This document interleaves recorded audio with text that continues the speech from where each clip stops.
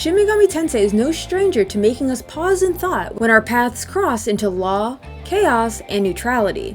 But even walking the path of neutrality isn't so straightforward. Shin Megami Tensei IV Apocalypse is a direct sequel, reimagined, alternative timeline sort of deal to the great Shin Megami Tensei IV. SMT4A gets a lot of mixed responses, and after playing, I see why. I personally thought SMT4 alone was just mwah, chef's kiss. So for them to dare meddle with what was so close to perfection was rightfully worrisome. Before we begin, special thanks to Sir Lionheart for letting me use his footage as my 3DS capture card is dead. Also, there are SMT4 spoilers in this review. Again, Shin Megami Tensei IV Apocalypse is a sequel of sorts to SMT4. Not playing it will leave you questioning some name drops, missing significant context, and some of the buildup will feel off, as this takes place late in SMT4. You're thrown into the world, whereas SMT4 takes the time to build it. The gist is, angels and demons are at war and humans are caught in the middle. You're Nanashi, a hunter in training along with your best friend Asahi. Eager to become official hunters, high ranks take you on a low-level mission which goes terribly amiss. However, you're granted a second chance at protecting those you care about with the help of Dagda. He brings you back from the cold hands of death as his godslayer, and you make your escape. Determined to become official hunters and make a name for yourself, an old man recruits your aid. Sadly, it was a trick to unleash the game's newest antagonist, Krishna, aka my husband. Krishna is the leader of the Divine Powers, a troop of gods who seek to take down the Creator God, deeming him unfit to rule, and wish to create a new universe. But alas, a god cannot kill a god, so who better than to take as their godslayer other than a familiar face? The Divine Powers warn Nanashi that come the next full moon, the plans of the Divine Powers will be set into motion. Thankfully, you don't have to take the powers on alone, as Nanashi is joined by several other capable allies, expanding the party more than ever before. Asahi, Nozomi, the Fairy Queen, Navarre, the Ghost, and others best learned about along the way. Now, I like the idea of the middle path not being so cut and dry, but it certainly felt shoehorned in. I didn't find the Divine Powers as menacing as Lucifer, leader of the demons, and Merkaba, leader of the angels. I liked them, but I didn't love them. I think a part of it honestly stems from them doing more of the manipulation thing, like you do all the work and we'll be in the background. And in case you're wondering, I took the bonds route, which I was more than happy with, although I did save before making a difficult choice, which allowed me to play a little through the massacre route, which was tough. Now, the characters were pleasant. I know SMT is generally a solo experience with your demons, but having a party and going through the struggles together and seeing relationships flourish among the team, I love it. And every team member was from a different walk of life, bringing home the idea of coexistence, teamwork, and how they can learn from one another. Even characters that were super annoying while alive, I warmed up to them a bit. There was someone in there for everyone. We had people butting heads, the mediator, the love interest, people reconciling. It was a pretty solid party. Despite mainline SMT not being heavily character focused, they did a great job scratching that itch. Still far from the focus, but very much present. I did not believe you could improve the press turn system in SMT, but alas, I was wrong. SMT4 struggled a bit with pacing issues, but Apocalypse, it was smooth sailing frame 1. Firstly, you get a demon right away. Unlike the first game, you had to hunt for your first demon, which made the beginnings of SMT4 super difficult. Here, the moment you're able to use demons, you're free to start catching loose ones. Let's talk about combat. One of my favorite systems ever, the press turn system. You have as many turns as you do party members. Now, if you hit an enemy's weakness, you gain another turn, shown by the shining icon. Earning more actions by exploiting enemy weaknesses is the key to gaining the upper hand in battle. Now, if an enemy can block or nullify your move, you lose 2 turns. If they drain your attack, you lose all turns. In addition, they have a chance of smirking, which means attacks will have an 100% hit rate and are always critical. Additionally, they cannot be critted, nor can their weaknesses be exploited. Smirk only ends after they've attacked, several turns go by, or if they've been afflicted with a status ailment. What makes the press turn system so amazing is everything you can do to the enemy, exploiting weaknesses, gaining smirks, blocking, draining attacks, they can do to you. So any kind of weakness they exploit is on you for not building the proper team. And let's talk about that, because SMT, from the few games I've played, are all about party composition, and we'll talk about the benefit of leveling in just a moment. In Shin Megami Tensei, you use demons to fight. 2 ways to obtain demons are 1. By negotiating with them. Lavish them in items, select answers you think they'll like, share some of your health, mana with them, but be too nice, they'll take advantage, or you'll piss them off and the battle will continue. Then there are fusions in the Cathedral of Shadows app. Take 2 or more demons and fuse them together to make a stronger demon with different strengths and weaknesses, while also picking from both demons' skill lists to give the new demon.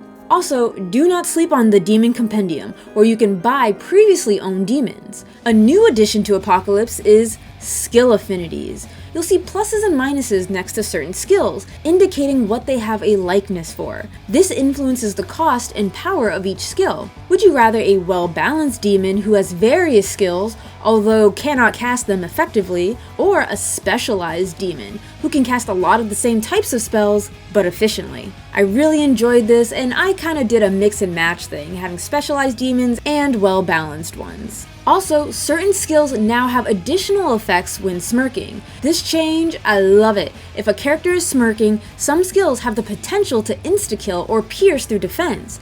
This is brilliant because one too many times have I been hammoned or mamooned and instantly died, smirking or not. My luck came up short, but now I'm not shitting bricks anytime an enemy busts out light or dark moves. But wait, there's more.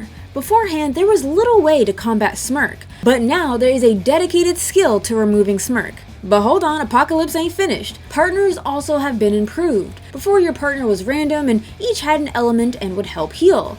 This time, while you still can't control your partner, you could choose your partner, and for the most part, the AI was pretty spot on. Each partner was specialized. Some did buffs and debuffs, while others were healing focused, etc. Different partners came in handy for different boss fights or standard encounters. This was such a big frustration in SMT4, where your partner's hidden enemy strength and caused them to smirk, fucking you over. Plus, you have a partner gauge that fills up a little after each round, and when full, they unleash an all-out attack dealing massive damage. Now let's circle back to leveling. When you level up, you gain 5 stat points to distribute however you like. When a demon levels up, they get stat points automatically distributed. And when a demon learns its last move, a demon whisper occurs, allowing you to learn most of the moves the demon has. If you already know that move, you'll gain a booster to that skill. Levels, while stat increases are nice, are truly about showing what demons you're allowed to have.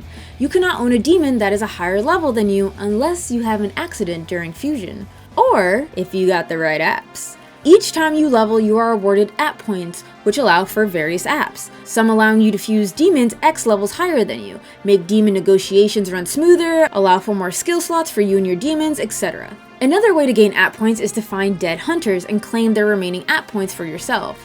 And they leave so little behind. You have to find like 3 or 4 of them to at least get 10 app points. And this is another change of the game. Exploration and traveling through Tokyo is a bajillion times smoother than the first game.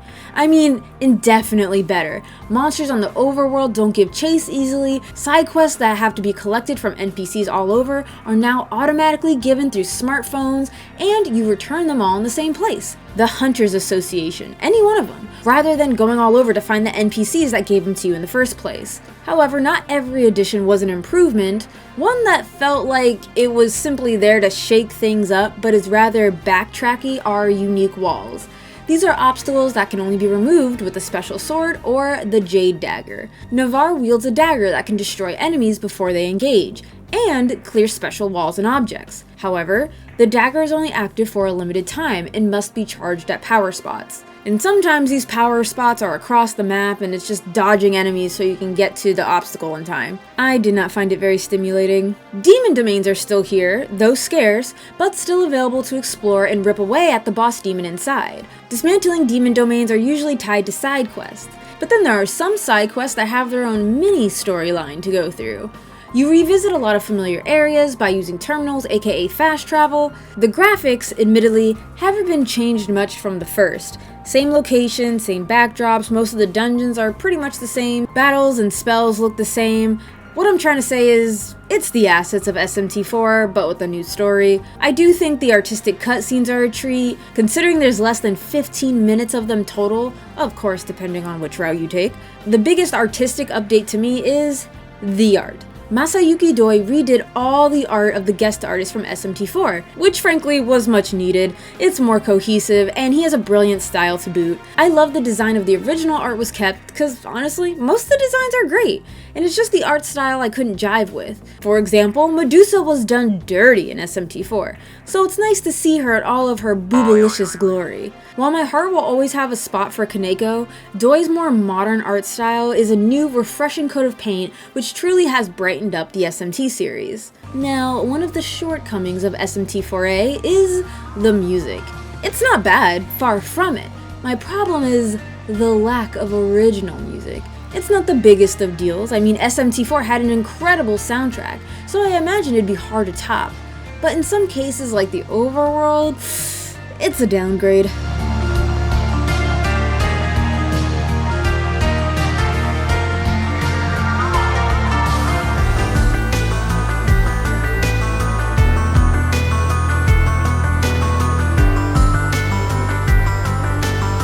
There were some new areas that had brand new music, which was nice and I enjoyed it.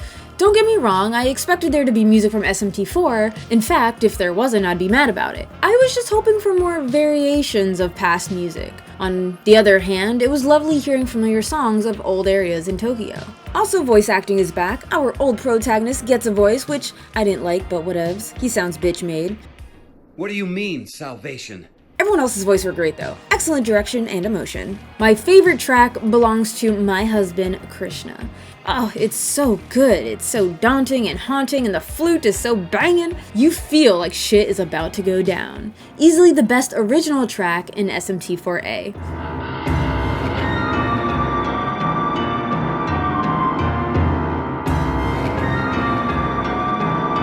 Shin Megami Tensei IV Apocalypse is a fine sequel to SMT4, shining a light on the middle route that may not be as cut and dry as it seems. However, I didn't find the story nearly as compelling as the first one, which took the time to explain and create an interesting world around the fallen Tokyo. But what makes the journey worth it all is the excellent implementation of friends you've made along the way. And above all, the refined press turn system. And if you played this game and you want more SMT goodness, please check out my reviews of Shin Megami Tensei IV and Shin Megami Tensei III. And next year, expect a review of SMT V and maybe, just maybe, my thoughts on Strange Journey. Let me know in the comments if I should get Redux or the original. Anywho, I love your faces and I'll see you in the next video. Mwah!